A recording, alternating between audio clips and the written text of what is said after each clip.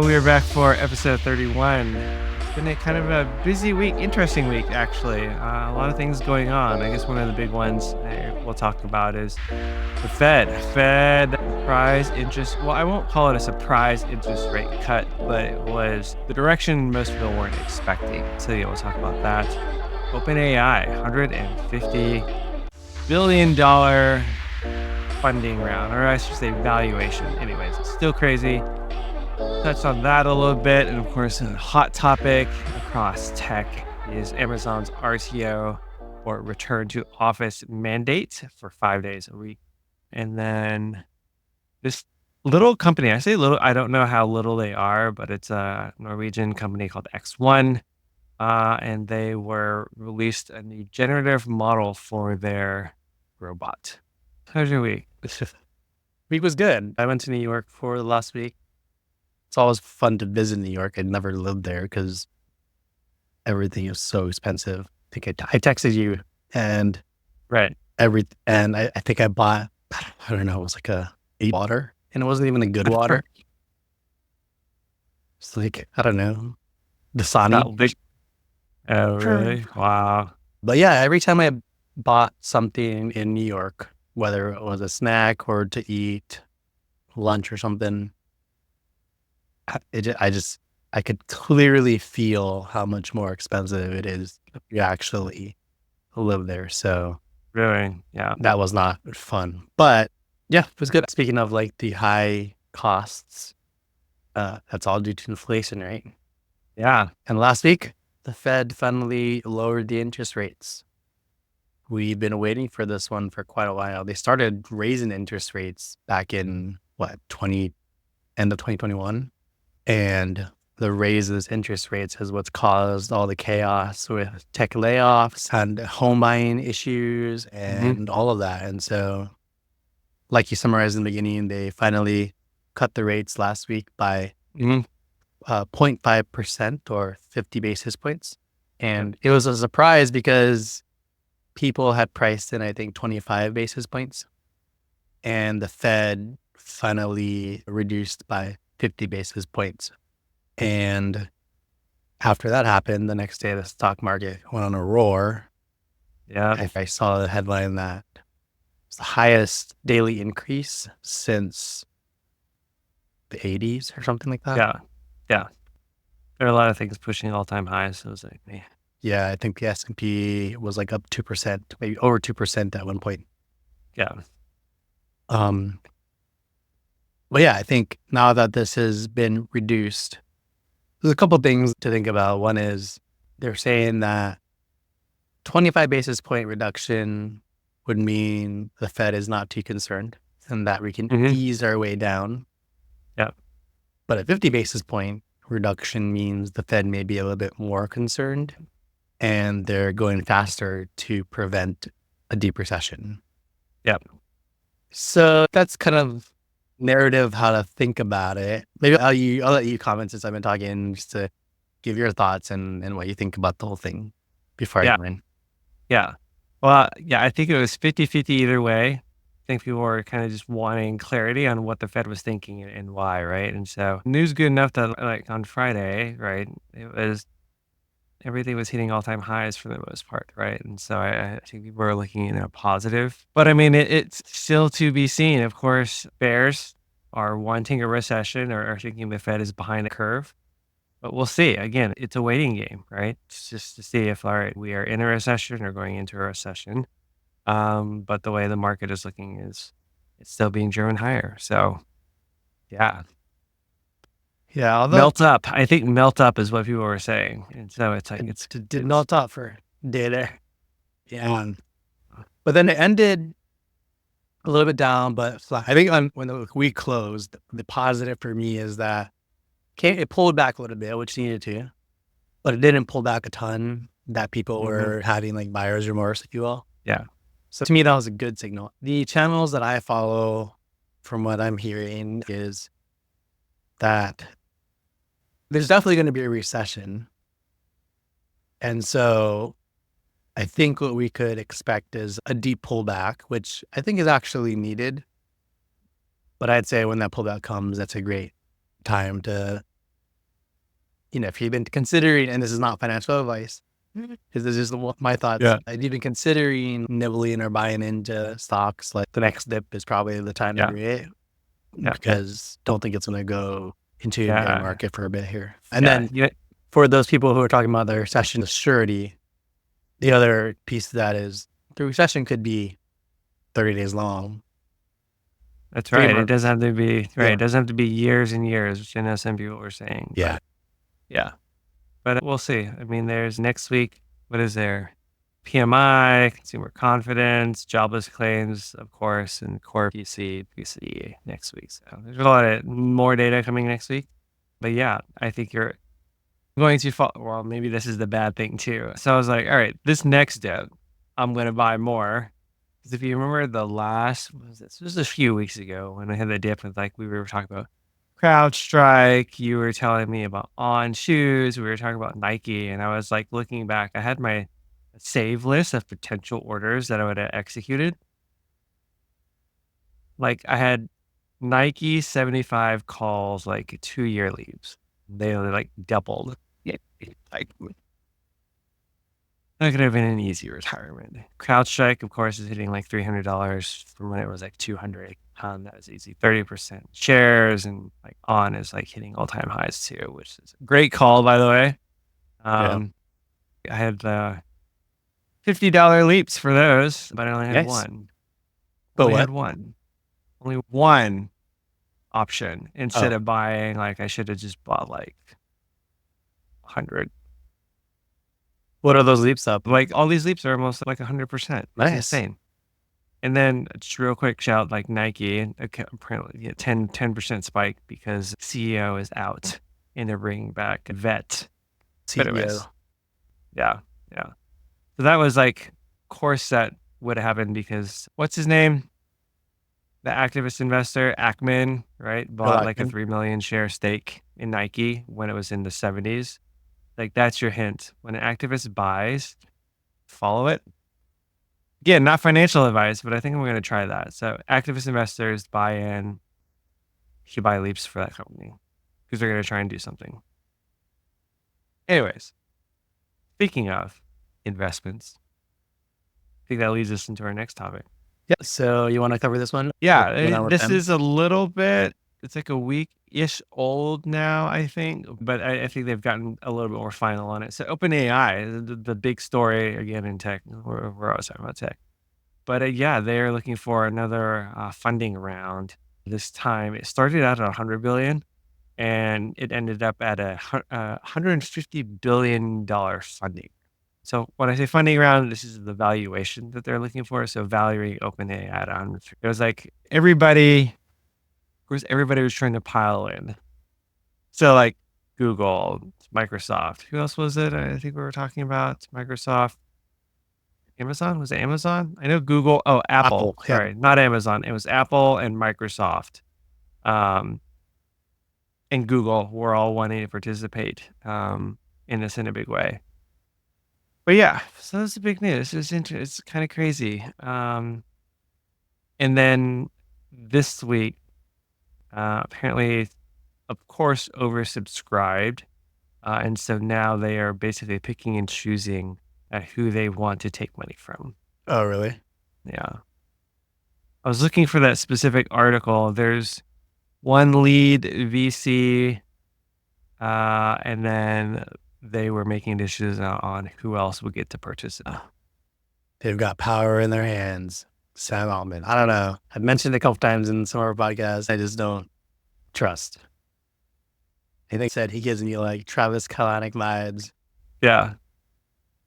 Well, I mean, he's doing something right because so was Elizabeth Holmes. She was doing something right for both there.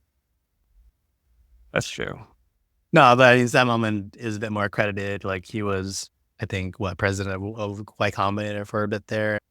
So he's not just coming off, out of nowhere and putting up a front. He does have experience, but this is a lot of money and a lot of pedestal holding for one company. Yes. Yeah. But I mean, yeah, well, we'll see. Yeah, it's just a big number for a company that's I mean, they have got revenue, right? I think they were what, billion plus. So it's not like they're not making money, but if you think about 150 billion based off their revenue and their net profit, it's like, Yeah. I mean, they're losing money, right? Um, But something's going to happen. Some black swan is going to happen for OpenAI. I'm going to call it here because I've seen these things happen before. When it's too good to be true, it's too good to be true. No, but I don't wish that on anybody, but I'm just saying that's how I'm reacting to a lot of what's going on there. Kudos to them. I use OpenAI and Chat GPT often. When I was at this developers conference, though, a lot of people are start talking more about Claude. And, Claude is Anthropic's. Amazon's, yeah, Anthropic, but that's Amazon's Yeah. bet, right? And I heard a number of people say that they're preferring Claude over ChatGPT. And Mhm. at this conference, a lot of international people came Yeah. from overseas. And Mhm. so that was interesting. Oh, yeah. Yeah, that makes me think Claude and is it Mistral? I feel like I always Mistral. mispronounce it. Mistral, yeah, the French company. So it'll be interesting to see like who dominates, right? The American company or, the European companies. So I Yeah. think Yeah. also an interesting dynamic, right? 'Cause I think Yeah. that's been Europe's things all this time is like um, US tech dominance, right? Microsoft, Apple, Google, NVIDIA, yeah, NVIDIA. Starbucks. Starbucks. Well, related to this, who is foreign but lives in the US, related to OpenAI, Johnny Ive is making headlines related to OpenAI. And Johnny Ive, if you don't know who he is the popular design head who made Apple what it is today.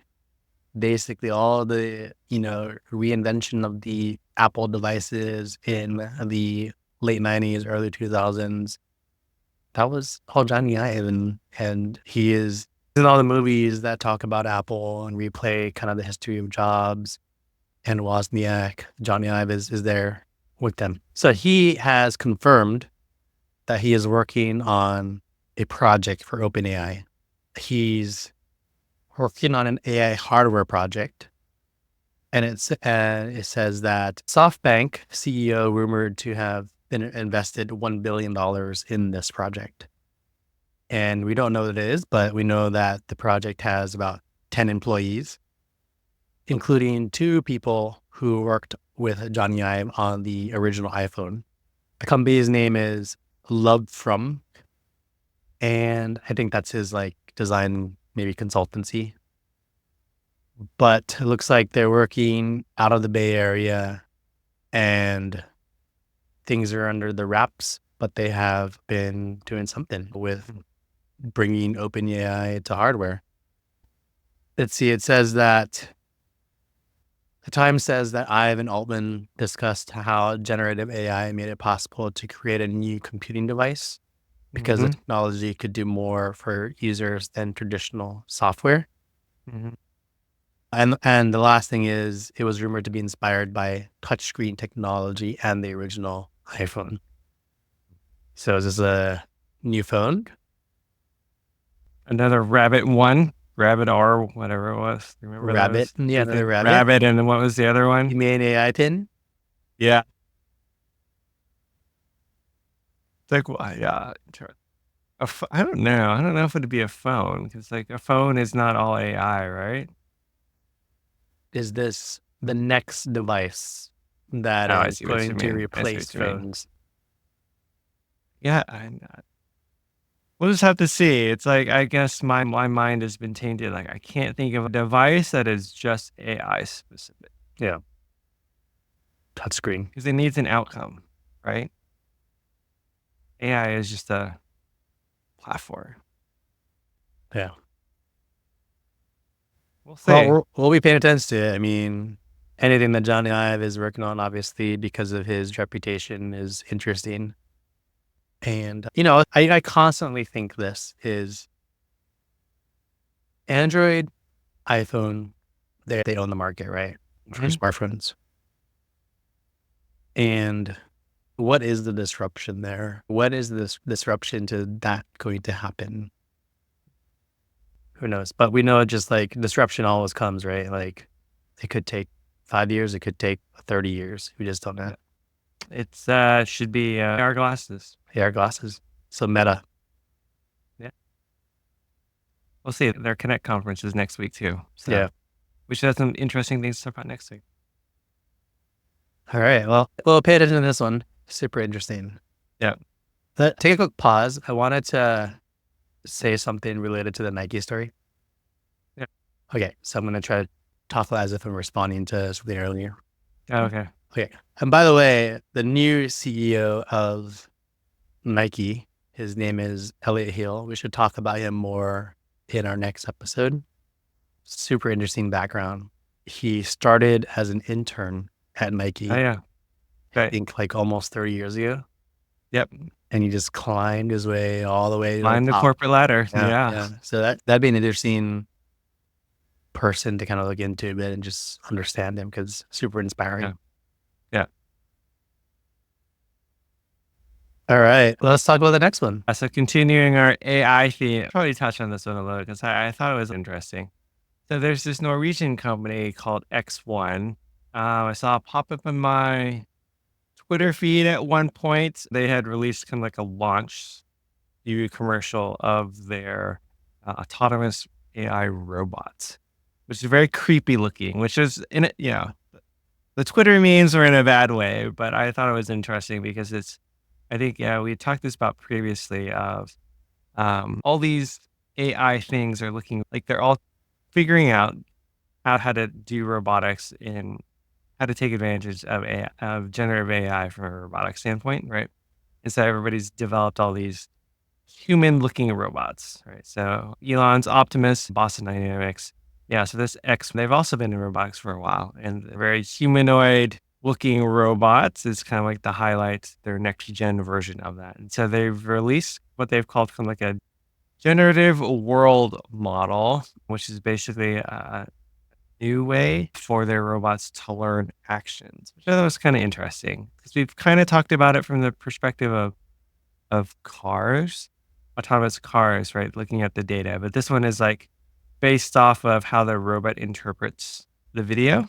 It can then predict its next action, which I think we also talked about, like when Optimus did their kind of like preview, you saw somebody's next to the robot manually inputting, right? And then you talked about also hiring for people to record themselves doing these actions, right? And they were kind of using that as a data model. But this is like a slightly different approach, I think, right? In that they're using the visual input of the robots to basically build a generative model for the robot to take action based off of what it sees, not mimicking what somebody is doing. I still think there's a human in that suit. In all the marketing videos, it looks very.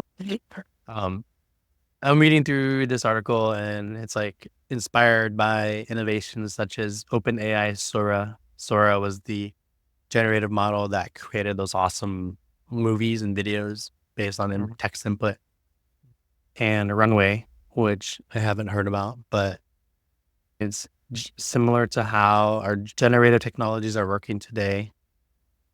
It's like this robot doesn't need much human interaction to actually learn things. I'm curious what they've done though is different than what Tesla has done or what Atlas has done or what any of the other robot companies are doing. Yeah, that's what I was trying to understand is like, is it different than like, so let's say X, X, for example, is they're pre-recording people's actions as the input versus this is they're taking the visual data and interpreting it to predict, to create those predictions.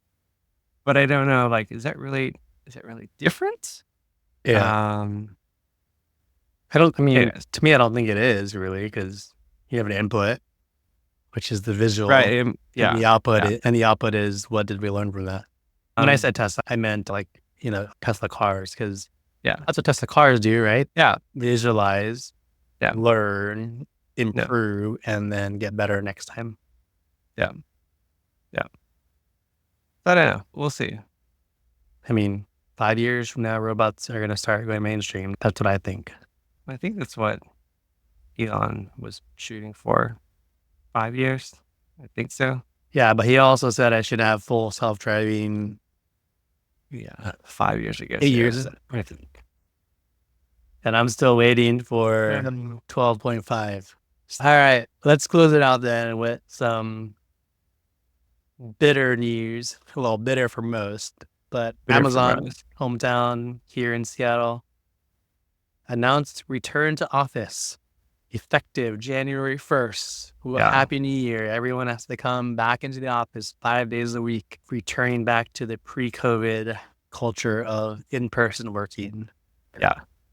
For the last, I think, 1 or 2 years, most companies, including Amazon, have been operating on a hybrid model, which is 2 or 3 times a week in office. The rest, you can work at home, or even a good portion of their staff continuing to work fully remote. Yep. But Andy Jassy, right? Andy Jassy, yep. Said everyone get back to the office. We are turning into a bank. Yeah. Yeah.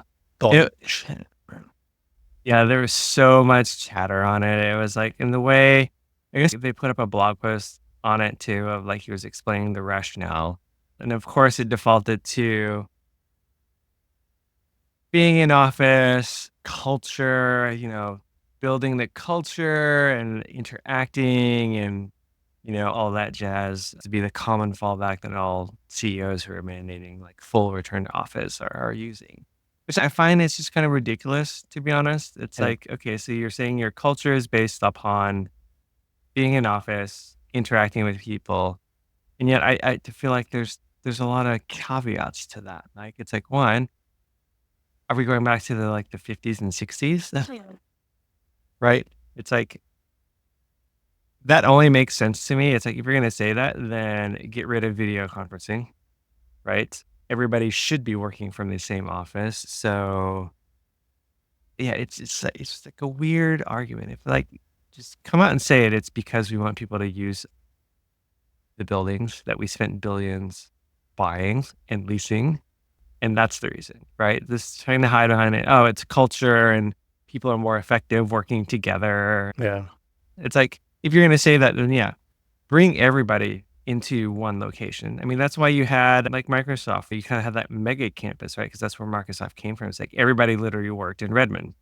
But nowadays it's like, everybody's dispersed throughout the world. So how can you say it's a culture thing when you have thousands and thousands of people who don't work together? It just doesn't make sense. Yeah. Anyways, I don't feel strongly either way, to be honest, because I go into the office. Well, I did go into the office 5 days a week. Yeah. That was for my own reasons. I think the use of office is one. I'm going to start doing this co-working situation. Cool. Yeah. In Seattle. It's like part of this new co-working space being opened, and I'm part of this climate group, and it's specifically for climate co-working, so climate tech. Okay. So I'm part of this beta period, and what I'm bringing up is because when we went there the other week to tour it, he said the building was half occupied, and it's like a 20-something story building, and it's half occupied. Oh, so really? Okay. It's crazy. And so, yeah, Amazon has all these, they basically have a good 20% footprint in Seattle downtown. And so that's one thing. The other thing I am hearing is, and makes sense, is it's also a form of silent layoff. Yes, that's true. There's going to be churn due to this. A lot of people aren't going to want to come in. Yep. So instead of them having to lay people off and make news and all that stuff, it's more like a silent layoff. Yeah. Yeah. What's your opinion on layoffs going into 2025? A lot of startups and growth companies have been waiting for this as well, because now this allows them to access money easier. Yeah. So that should fuel growth, meaning hiring.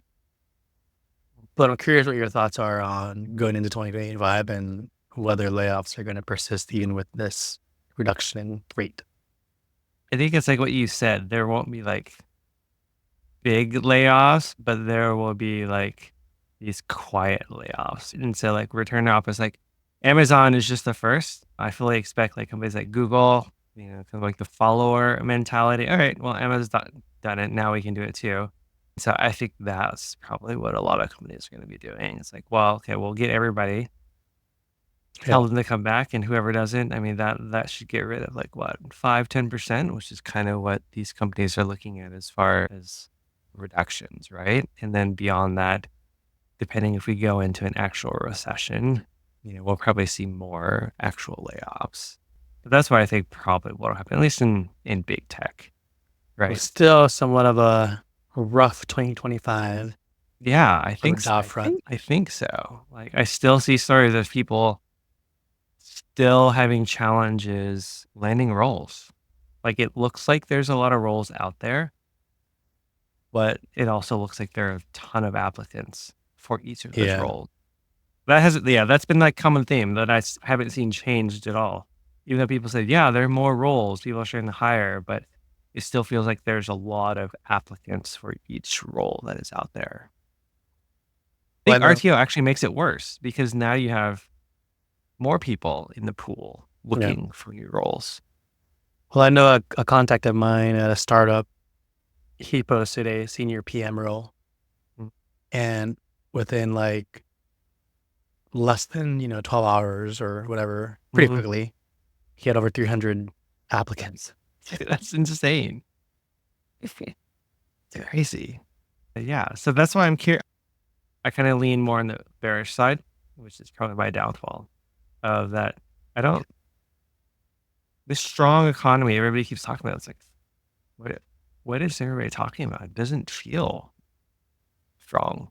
Like it like the perception feels way different. Like when the economy was strong, it's like, yeah, people were able to land jobs, after a few times, but I keep seeing stories of people who have like applied to hundreds and hundreds of jobs who seem pretty qualified as far as skill set, and yet they still are having challenges, right? So well, we're biased though. So weird. Because we're in tech and we're seeing all this from tech, but outside of tech, I'm not sure if it's the same.